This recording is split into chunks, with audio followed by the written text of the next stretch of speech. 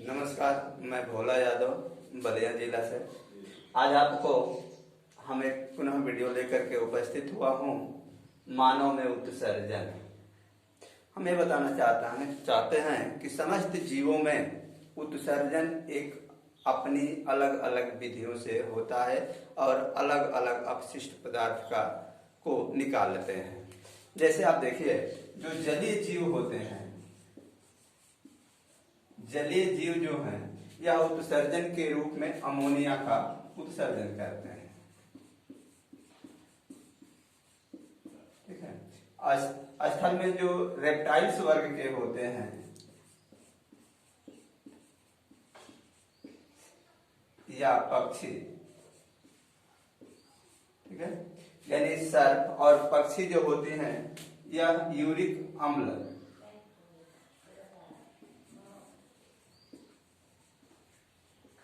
का उत्सर्जन करते हैं, जबकि स्तनधारी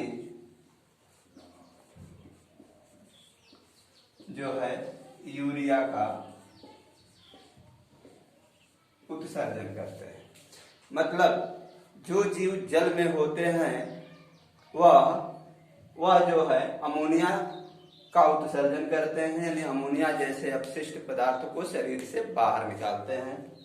जो रेप्टाइल्स वर्ग, रेंगने वाले और उड़ने वाले पक्षी वर्ग के जो जीव होते हैं, वह यूरिक अम्ल का उत्सर्जन करते हैं, जबकि समस्त स्तनधारी वर्ग यूरिया का।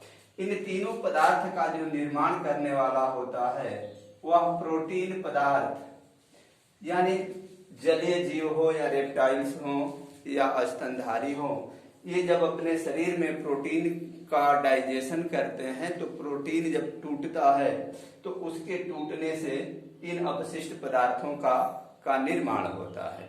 और यह अपशिष्ट पदार्थ जो है हमारे मानव शरीर के वृक्क किडनी में आकर के यह इसका फिल्ट्रेशन होता है या फिल्टर होकर अलग होता है किडनी में। अब इसको बाय स्ट्रक्चर हम आपको दिखाएंगे।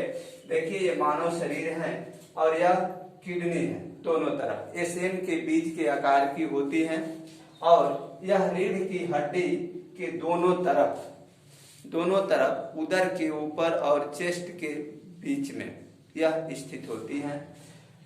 और यह जो है रुधिर इसमें आकर के फिलअप करता है और ये नली, जिसको हम मूत्र वाहिनी कहते हैं या मूत्र नली कहते हैं, यहाँ से आकर के यह मूत्राशय में एकत्र होता है और आवश्यकता अनुसार यह द्रव जल में घुला होता है और मूत्र के रूप में शरीर से बाहर निकलता रहता है।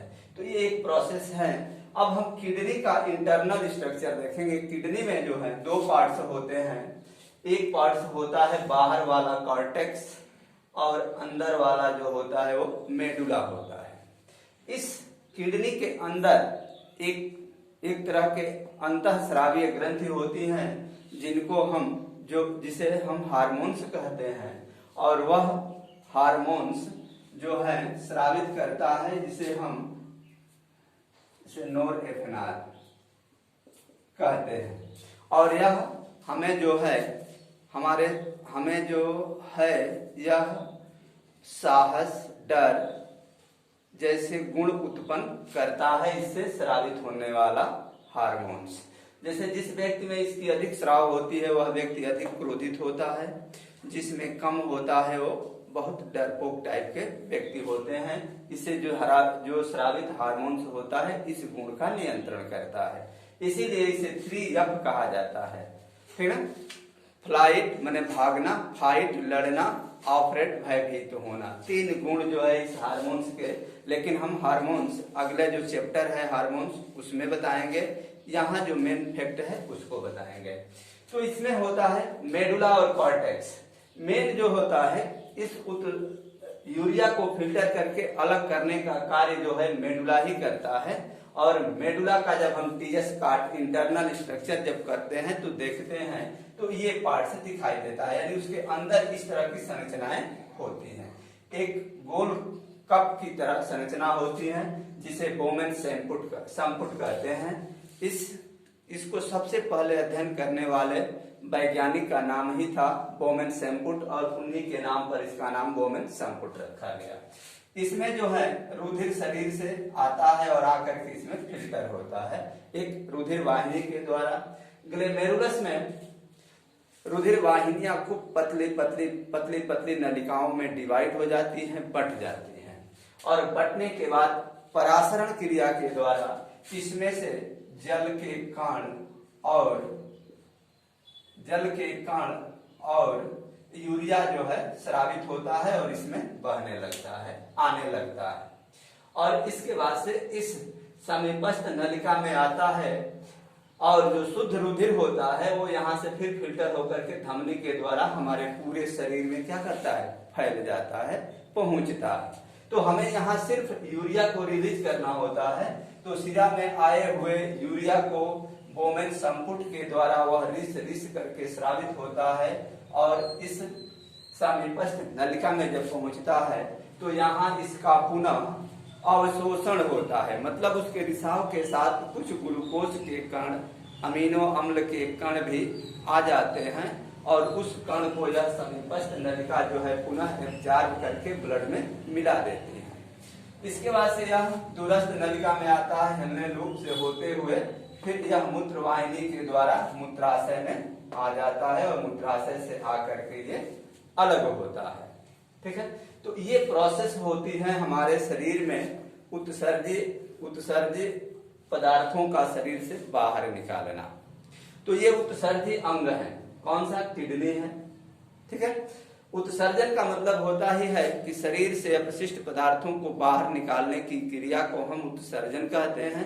जैसे हमारे फेफड़े से कार्बन डाइऑक्साइड शरीर से बाहर निकलती है और किडनी से यूरिया का फिल्ट्रेशन होकर के यूरिया को बाहर निकालने का कार्य किया जाता है इस मेथड के द्वारा। एक शब्द इसमें और आता है, हम बताएंगे अपोहन। ठीक है, ठीक है, अपोहन आता है। अपोहन का इंग्लिश होता है डायलिसिस। जैसे जब कभी कभी सुने होंगे किसी व्यक्ति की किडनी खराब हो जाती है, जब किडनी खराब हो जाती है तो वहां पर कृत्रिम जो है किडनी लगा करके और ब्लड को फिल्टर किया जाता है, छाना जाता है, उसी को हम अपोहन इंग्लिश में डायलिसिस कहते हैं। यह एक बहुत महंगी प्रोसेस है, बड़े लोगों की में क्रिएट होती है। अगर ऐसा होता है तो वो लोग बड़े हॉस्पिटलों में ऐसा करा पाते हैं, सामान्य लोग नहीं करा पाते हैं। तो डायलिसिस एक इसी से संबंधित क्रिया है। अब एक चीज बता दें, उत्सर्जन में जैसे पौधे भी एक जीव हैं और पौधों में भी उत्सर्जन होता है वाष्पोसर्जन क्रिया के द्वारा।